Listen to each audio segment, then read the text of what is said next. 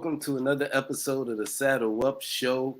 I'm your host, Shaad McGinnis, and man, it's game week. It is game week. It is game week. It is game week. We've been waiting for this all off season. Man, I couldn't be more excited. Like, it's finally that time.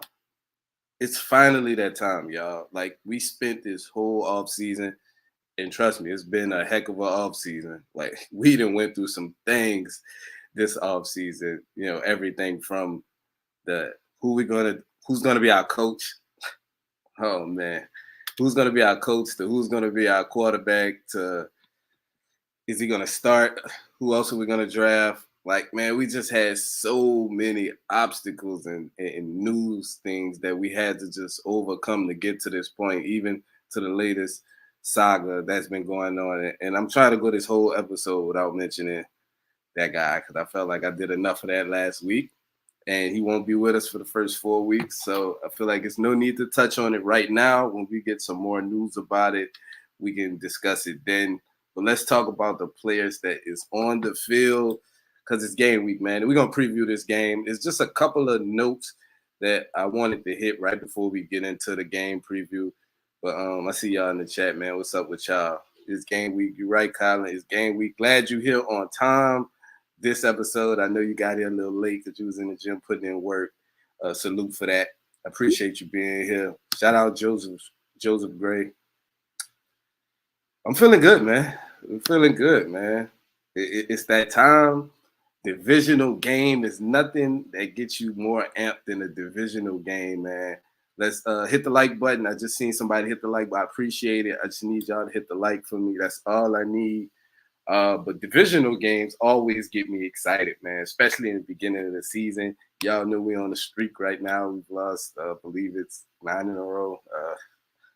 It's bad, man. It's bad. Last win we did have was against, at the time, the Oakland Raiders. Terrell Pryor and the Oakland Raiders, for anybody that remembers Terrell Pryor. Now the Las Vegas Raiders, obviously. And it's been too long, man. It's been too long. Jacksonville, who you're going to find out, I do think is a good team. But I always feel like the best chance to beat a good team is first week of the season. They don't know what to expect from us. We kind of know what to expect from them because we saw Doug Peterson and them last year, what they like to do. And I'm going to get into a little bit of that as well. Shout out my man Mikey McFly in the building. Appreciate you, man, for pulling up. I appreciate all y'all, man. I definitely do. So let's talk about the injury report. Got our first injury report, official injury report on the season. And, man, that thing was looking clean as hell, boy. That thing was looking clean. Injury report was smooth. We love to see it. It probably won't look like that again. It's probably the cleanest it'll ever be. But only 2 people listed. Zach Moss, of course, coming off the broken arm, was limited. And Shaq, who's in the final stages of concussion protocol, full practice today. All he has left is to get cleared by an independent doctor, and he's out there, man. So I'm really encouraged. I think he will be there. I said that earlier today and yesterday on Twitter that I think he will be making his debut with the rest of the team this Sunday. And, man, we need him out there. Anybody that's seen our defense, y'all know we need him out there. The defense was surprisingly played well the first half of the season last year without him. But with Shaq, that's a game changer, man. That is a legit game changer. And so let's talk about what Steichen had to say, because I thought this comment was very telling. A couple of days ago, I believe 2 days ago, when we spoke with the media, he said that he's going to go with a committee approach at running back. He's going to ride the hot hand.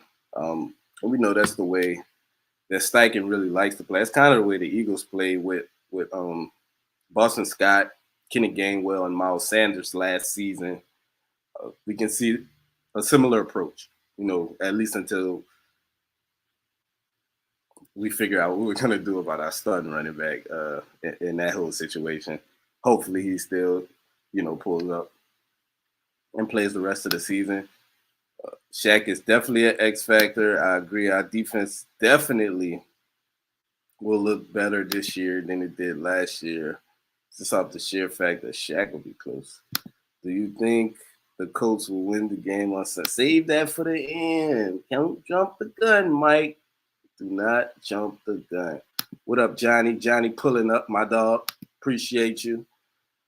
For those of you that don't know, if you're a gamer, follow my man Johnny Twitch stream. He's like the best Fortnite player I ever played. I play Fortnite too. For y'all that don't know, I'm not nowhere near as good as Johnny though. Johnny's like a professional player.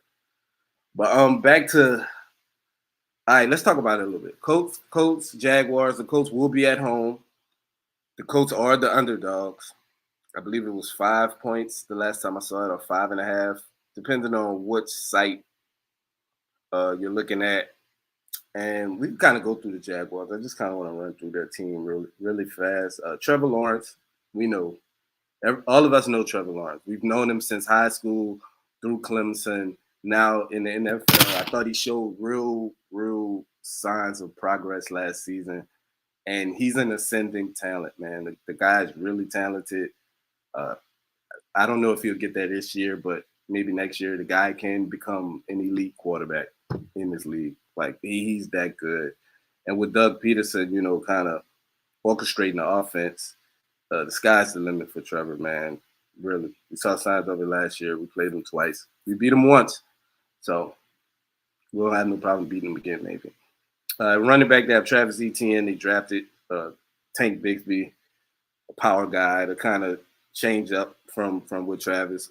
We know what Travis likes to do. Travis is pretty much a outside runner, really a passing game option. He does most of his damage in the passing game. And Tank Bigsby is kind of like that downhill punisher between the tackles, short yard situations. That's when you'll probably see him more. But we know what they like to do. I'm not really worried about the run game as much. The Colts' run defense is pretty stout. Well, it was pretty stout last year, and I think they'll be pretty solid this year. Their pass catching options, though. Calvin Ridley. We can start with Calvin Ridley. I wrote a piece about him earlier this week. For those of you that don't know, I write a piece called Behind Enemy Lines where I talk about an option, one of the most talented players on the opposite team that we're going against, and kind of like what we can do to kind of slow them down or mitigate their impact on the game. So I wrote about Calvin Ridley. Calvin Ridley coming to Jacksonville was just what they needed, a legit number one receiver. Now Christian Kirk goes down to the second option. Evan Ingram, Zay Jones, they have weapons that can damage us, especially with an inexperienced secondary that we have. And they're going to look to throw the ball. Last year, they was real gadgety with the type of stuff they like to do because they didn't have a guy that could just win in one-on-one situations. So they kind of had to scheme everything up. That was their thing. That's what they did. They schemed it up. What up, bro? My big brother just pulled up in the building. Shout out, Mike. But yeah, they schemed everything up, man. And I hated it, but they had a lot of big plays against us. I know you guys remember that. They was hitting big plays, but it was mostly through scheme things. They didn't have guys who could just win in blatant one-on-one situations. Well, Christian Kirk cooked Kenny Moore from the slide a couple of times, but we're not gonna talk about that. But now they have a more traditional passing game, especially with Calvin Ridley, a guy who can work isolated in one-on-one situations. I think the Colts would be best if they keep a safety shaded over to that side and kind of cheat and help on Calvin Ridley and just trust your guys to play their one-on-ones everywhere else on the field. Like that's the best option I think that we can do. And hopefully we can slow them down. But their offensive line, man, their offensive line is not the greatest. And they're missing Cam Robinson, who's suspended for the first 4 games of the season, I believe. So that's their left tackle. They're probably going to end up starting Walker Little, if I'm not mistaken. But that's something that the Colts have to take advantage of. Like the Colts have the pass rushers to do it. Kwity Paye, Samson Ebukam, Dio Dangbo, of course. They just signed a guy from Texas, the Texans, I believe. Jacob Martin, I believe his name is. Who's kind of a speed guy, bendy guy, veteran, experienced. They have to take advantage of Cam Robinson not being there. That's Jacksonville's best offensive tackle. And he's a guy that it's a big disadvantage when he's not playing. So if the Colts don't capitalize on that, it's going to be really hard to win this game. And as we flip over to the defensive side, the Jags pass rush it's not really that good. I could argue it's the weakest spot on the defense. Secondary might have something to say about that. But other than Josh Allen's a really good pass rusher. Other than that, I mean, they have Trayvon Walker, who's done little to nothing his rookie season. Maybe he takes a step this year. The interior guys, I'm not really too concerned with. It's Josh Allen, man. You have to find a way to stop Josh Allen. Not the Buffalo Bills Josh Allen, but the other Josh Allen. Josh Allen cannot dominate this game. We saw him dominate one of the games last season. I believe it was the first game of the season last year. Second game of the season, I'm sorry. But the first game was a freaking tie with the Texans. No need to talk about that either. We're not going to talk about anything from last season, pretty much. But Josh Allen, he's one of those guys, man, that once he gets hot, you know, he's kind of like a rhythm rusher. Once he gets hot, he gets pressure all game, man. If he can establish it early. So what you have to do is probably help on him a little bit from time to time. He's not dominant the way he demands double teams every snap, but he's one of those guys that, you know, you have to keep an eye on him or keep an extra body over there because you don't want him heating up and make the other guys beat you, man. That's what the game plan should be. The linebackers, Oluokun and Devin Lloyd. Devin Lloyd, he's a guy that's athletically and physically talented, but he makes a lot of mental mistakes on the field. He was benched last season for that, although being a rookie last year. And this year, he probably will take a step. Elite athlete, playmaker, but he makes mistakes. And we need to capitalize on that if you want any chance at winning this football game. The secondary, I'm not worried about the secondary.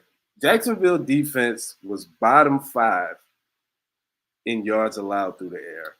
Bottom 5. They did nothing to upgrade the secondary. And it was bottom 7 in sacks. They did nothing to upgrade the pass rush. Like, we have to take advantage of this defense. This defense is nothing to write home about. It's nothing to be afraid of. These guys really got to go out there and prove that they can dominate or at least be average against defenses like the Jacksonville Jaguars. Like, if you can't take advantage of defenses like this, then you're going to struggle. I think the surprise element, you know, Jacksonville has no idea what the game plan for. I'm sure they'll game plan for RPOs because that's what, you know, Shane Steichen showed them a ton of in preseason. And they'll game plan probably for tempo as well because the Colts used a lot of tempo this preseason, which was uncharacteristic. I wasn't really expecting that, but sometimes, you know, it happens. Coaches like to go in their bag a little bit for preseason. But this secondary, man, like outside of Tyson Campbell, who's a really good player, like I like him as a cornerback. I like him coming out of Georgia. Talented guy, athletic freak. Outside of him, I mean, Andre Cisco's a solid player at safety, but Darius Williams, I believe, is the next corner. I'm just not afraid of anybody in that secondary, man. I'm just not. Jacksonville, they have a great offense. They're going to be tough to stop. But you can score on this defense. Like, you can score, you can put together drives, and you can control the ball, which I think is important. Ball control is really important. I have three keys to victory, too, that I'm going to get into in just a second. But I wanted to answer a couple of you guys' questions really quickly. If you guys had any questions about Colts this week, game plan, or Jacksonville, anybody on Jacksonville that you kind of unfamiliar with. I see Joseph Gray saying he needs Deion to get like 25 touches for fantasy purposes. That's hilarious. I guess you'll get it if he's the hot hand. Shane says he's going to roll with the hot hand, so maybe Deion will be the hot hand. He looked really good to me in preseason. The way he was running the ball downhill, man. I like what I saw. Excited to see Josh Allen. I'm assuming you're talking about Mr. Diesel. Him and Ryman. I would like to see that because Ryman quietly is kept because all the other craziness that's been going on, he's been kind of overlooked this offseason. he had a really good camp. He played really well in preseason. And I guess it's good when a guy's overlooked, especially at offensive tackle. You know, if you're not calling a guy name, that means he's not messing up. That means he's doing his job, and you don't worry about that. So if Ryman's name is not getting called a lot, that is a good thing. You always want your offensive linemen to be quiet and to not be talked about, because if they're being talked about, it's usually something bad, almost all the time. But yeah, like you said, yep, he really settled in at the end of last season. Yeah, down the stretch, about the last 4 to 6 games, played really well. I was surprised at his growth so fast. You know, becoming a player I thought he could eventually ascend to a lot quicker than I expected him to. He's a solid player, man. And hitting on a guy like that in the third round, hitting on your future left tackle potentially. I won't say that they hit on him yet. I'll give it some time. I at least give it this season. But hitting on your potential left tackle of the future in the third round is huge, man, because you have him under contract for the next couple of years at a pretty affordable price, especially while you're trying to assemble talent around Anthony Richardson. It's good, man. That's a big plus. So if you can hit that quarterback and tackle, you're off to a good start as far as a rebuild goes. Come on, Richardson is going to bring it. Of course, he's going to bring the energy. He has to bring the energy. You know what that crowd's going to do when you run out the tunnel at Lucas Oil? It's up. It is up, man. They're going to go crazy in that building. And I'm going to be right there with them from my house, from my couch. I'm going crazy too. I see somebody ask a question. Think Jalen Jones gets a lot of? No, I don't think he gets a lot of play this week. I think they want to go with Darrell Baker Jr. and Dallas Flowers. One thing I did see on the depth chart that I kind of wanted to address was they have Dallas Flowers listed as the primary kick returner and punt returner.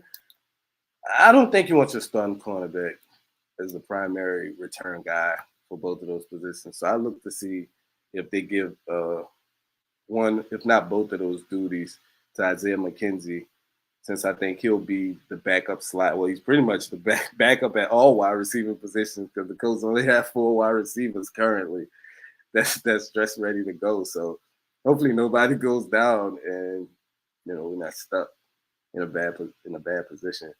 But I think Isaiah McKenzie should see some of those return snaps, and you don't want your number 1 or number 2 cornerback back there returning kicks and punts. So I want to see if the Colts switch that up at the last second. Defoe needs to eat. Absolutely. He's the Forrest Buckner. He's a top 5, top 6 defensive tackle in the entire NFL. I think people are really going to see that for the first time. Well, be reminded again this weekend, because I think there's a real good path for him to have a really good game. I know that most likely the Jaguars are going to slide protections to DeForest Buckner to make his life as difficult as possible for him to get pressure. But I think he'll still find a way to leave his mark on the game. Let's get into these keys to the game, man. The 3 keys that I have for the Colts. The Colts have to run the ball and run it effectively. The quickest way to bring along a rookie quarterback that's athletic as Anthony Richardson, the quickest way for him to impact the game early on in his career is with his legs. Yes, he has a cannon. Yes, he can throw it far. He has great deep ball accuracy. But the quickest way is for him to run the football and for the Colts to run it as a team. Deion Jackson, Evan Hall, I don't know. I think Zach Moss will probably play. It's looking like he's trending in that direction. But they have to run the ball, man. Using him as a +1 in the run game, it does so much for you as a team, and it stresses out the defense because it forces Jacksonville to bring one of those safeties down and to try to run some single high defenses by putting one of those safeties in a box. And then you can put their cornerbacks in a bind. That's when you can really test those cornerbacks. But everything is predicated off the run game. You have to run the football. That should be priority number one for the Indianapolis Colts on offense. And I'm sure Shane Steichen will. Like, I'm sure that's what he's wrecking his brains is about. And you have to force those guys to come up, man. You have to force those guys to come up. And then it opened up so many throwing lanes and so many windows behind those guys in the middle of the field and on the outside where you get your one-on-one situations, because that single high safety is not going to be able to cover both sides. They don't have a guy with range like that, you know. So hopefully we get to see that. We get to see the Colts offensive line blocking really well, because in order for the run game to be effective, I don't care if you have Anthony Richardson and Zach Moss. You still need the offensive line to block things up correctly. And Anthony Richardson to do the rest. He's that talented as a runner of the football. He will make some wild plays. I guarantee at least a couple this Sunday. Key point number 2. The Colts have to get pressure on Trevor Lawrence. Doesn't necessarily mean sacks, but the Colts have to get pressure on Trevor Lawrence.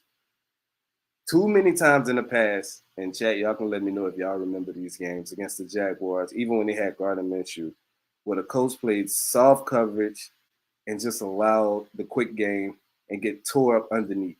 Just 5 yards here, 6 yards here, 7 yards here, all the way down the field. Quarterbacks completing, seemed like every pass they throwing. That can't happen. This Colts defensive line, which I think is arguably the best defensive line of the Ballard era, has to find a way to get pressure on Trevor Lawrence. You have to make him uncomfortable, even if you're just knocking him down or if you're getting some hurries, pressures. It doesn't have to be sacks. Like I said, sacks will be nice because sacks literally end drives in most situations. While those will be nice, if he can just find a way, if they can just find a way to get pressure, it's ugly. It can become ugly for that Jaguars team. They don't function well under pressure. Trevor Lawrence, while he is a guy that is mobile and he can get out and move a little bit for a guy his size, that's not what he wants to do. You know, he wants to be comfortable. He wants to get in a rhythm, a couple of underneath throws, and then start dicing 10, 12, 15-yard plays and just kind of gashing the defense, taking his shots when he's able to. That's what he wants to do. As a defense, you cannot allow him to do that. The secondary is young guys. It is so much youth in the secondary. They need the defensive line to help them out. They need to get pressure and make Trevor Lawrence uncomfortable. The cornerbacks need to be physical at the line of scrimmage, give the pass rush a chance to get home, because that's another thing. If a team's just throwing quick game, snapping it, and throwing the ball as soon as it's snapped, you're not even giving the pass rush a chance to get there. So the cornerbacks have to disrupt the timing at the line of scrimmage to give this pass rush an opportunity to get home. That's where you want your coverage and your pass rush. You want your defensive line and your secondary to be in unison. You want them to be married. Coverage has to marry the rush.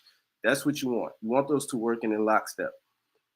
So cornerbacks, get physical with some of these guys at the line of scrimmage. Pass rush, you need to win these one-on-ones. If the Jags plan like most teams, which is the double Buckner, and allow their tackles to live on islands with Quiddy and Samson and Dio and Tyquan Lewis, you guys have to win in those situations. No excuses. It's no excuses. The left tackle is a backup left tackle. You're not even going against the starting left tackle. There's no reason why you shouldn't have multiple pressures, multiple hurries, a sack or two, like Quiddy and Samson. I'm calling you, both of you guys out. You guys have to have a good game. You guys have to win your one-on-ones, man. That's what this defense is predicated on. That's the way it's designed. So you guys got to get home. Make life on these young cornerbacks easy. Guys, please be patient with these young cornerbacks. They're going to give up things. It's just natural. You know, cornerback is an extremely difficult position. I believe it's the second most difficult position in football. This is just my opinion. after quarterback, obviously. But cornerback is a tough position to learn. And Darrell Baker Jr. and Dallas Flowers, they're going to have some welcome to the NFL moments, man. And you just gotta grow through them. You take those mistakes, you learn from them, and you apply them, and you move on. But us as fans, we got to be a little patient with those guys because as much as we're talking about they're going to give up stuff, they're also going to make plays. They're going to make unexpected plays you didn't think they were capable of making because those two are talented guys. They look great through camp. Dallas Flowers actually looks pretty solid. Shockingly, I didn't think that he would progress the way he did because he was predominantly a special teams guy, but he's made strides, and Darrell Baker Jr. has been pretty lights out all offseason. Jalen Jones, I know we mentioned him earlier. He's a guy that's looked awesome as well, especially for a 7th round. I still can't believe this guy got to the 7th round. But he's looked awesome as well. Maybe he gets a couple snaps if one of those guys are looking a little shaky. Juju Brents, of course, the 2nd round dog, native of Indianapolis. He has potential as well. Maybe he gets some snaps. And we need him, man. We need him. Third key. The Colts have to protect the football. Anthony Richardson, I cannot stress this enough. Protect the football. No bonehead decisions. What I do like for the fact that, and I know you guys all remember all too well, we see Matt Ryan last year. Just seemed like he turned the ball over every time it came from commercial break. Like the TV will go to commercial, when it comes back, Matt Ryan was fumbling. Back to commercial, Matt Ryan throwing the interception. Back to commercial.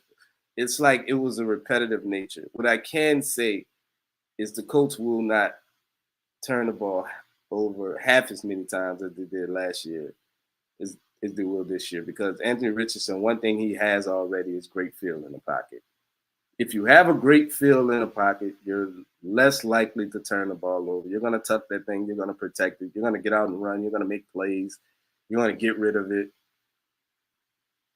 Matt Ryan didn't have any of that last year, and therefore we was unable to protect the football. It seemed like we was strip sacked the most in the NFL last season. It got to a point where it was almost comical, just watching us give the ball away. The Colts have to protect the ball here in these situations, man. When you're going against a team that's a little more talented than you, you have to do everything you can. You need to win in these areas. You need to protect the football. Don't give it away. If the Colts can run the ball, grind the game out, slow the game down, that's the way they have to win this game. And I don't think it's out of the realm of possibility of them winning this game. I actually think it'll be a close game regardless of who wins. It's not as the pundits are making it seem. People think Jacksonville's just going to march in here into Indy and just dog walk them. I just don't see it playing out like that. I honestly don't. I think Indy defense will be up for the challenge. I think the offense is going to struggle a bit early. But I think as the game go on, I think they'll warm up. And I think it'll be a very, very close game, man. I just want the Colts to protect the football and run the ball effectively. And that'll open up everything they need in the passing game. Colts are never going to be just a drop back, throw the ball 40 to 50 times a game. It's not going to happen unless they just go down early and they're forced to just scrap the game plan and just play from behind. But I don't really see it playing out that way. I think the Colts are going to surprise some people, man. Do you guys have any questions? Anything you want me to touch on? I see you guys were saying some things in the chat. 100 O-line got to make the holes for running backs to do that. Absolutely. I just want to see a week one win. I do as well. These are young CBs look a whole lot better if the D-line. Absolutely, man. Like, that's football 101. You got to protect these young guys. You got to protect these cornerbacks. They're not experienced enough to be able to hold these guys for an extended period of time. They need to be protected, man. Like, they absolutely have to be protected. And the Colts have the defensive line that's capable of doing it. I think if everybody Do what they're supposed to do. Shout out to Big Grove because I know he's going to be there in the run game. You slow down this Jacksonville rushing attack, which I'm not really that threatened by. And you force them to be one-dimensional, man. You force them to be one-dimensional, put pressure on Trevor Lawrence in those second and third down situations, force a couple incompletions, and they get a ball back to you. And you run the ball, man. You run the ball effectively. Force your will, dominate the game in the trenches. And this is a game that the Colts have the opportunity to win in the trenches. I think the Colts offensive line can push around Jacksonville's defensive line. I think the Colts defensive line can push around Jacksonville's offensive line. Will they do it? I don't know. Now, skill players, I think Jacksonville has light years better skill players than the Colts do. The games are won in the trenches, man. And Steichen knows that. Man, Michael Edwards, what did he say? Obviously, just week one. But if the run game looks to be bad without JT, do you think that makes Ballard be more proactive in trying to fix the relationship, get a deal done? Let me tell you something. Ballard's, he's being proactive. He's trying to do everything he can to mend that relationship, regardless of what's going on. Whether the offense, let's say they run well. Let's say the offense comes out and run for 150 yards as a team total, which is quite possible, with especially when you have a quarterback that's going to run for what Richardson's going to run for. I think Ballard still will try to fix this relationship with Jonathan Taylor because it makes it that much better. You know, Jonathan Taylor is a home run hitter. You need some of those home runs, some of those explosive plays. That's really what the biggest difference is between Jonathan Taylor and any of these other guys. It's not really the down difference that's what you're gonna miss. You're gonna miss the home run ability. Like those are the things. Those 10, 15 yarders that Evan Hall or Deion Jackson takes can be maybe 30, 40 yarders if they were Jonathan Taylor. And that's the part that hurts the most. But that's what you're gonna miss. But I think Jake Ballard's doing everything he can anyway to fix that, regardless of how the run game plays. What's up, Joseph? Joseph Gray said, what's more likely? Richardson leads the offense to over 350 total yards, or Colts hold Jags to under 350 yards. What's more likely?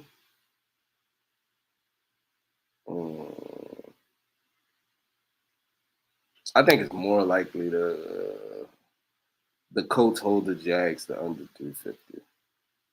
I can't believe I just said that. But I don't know. I just don't think it's going to be a big explosive game offensively for the Colts to win this game. I just can't see it like being a shootout type of game. I think for the Colts to win this game, they're going to have to slow that Jaguars offense down. And an offense that people is expecting, most people around the NFL is expecting to be a top 10, top 7 offense, maybe even top 5. But I think the Colts can do it. I think the Colts have what it takes to do it. Their skill sets, it's just a good matchup for them if they play up to their potential. It's a good matchup for them. Any other questions before we get out of here? I'm about to do a score prediction and a winner, pick a winner. I haven't pre-thought this out because I said I was just going to come here and give my natural thoughts. And as I'm sitting up here giving reasons on why this game could be competitive, I'm kind of talking myself into the Colts a little bit. How's air outlook going to look like going into week one, for the line, etc.?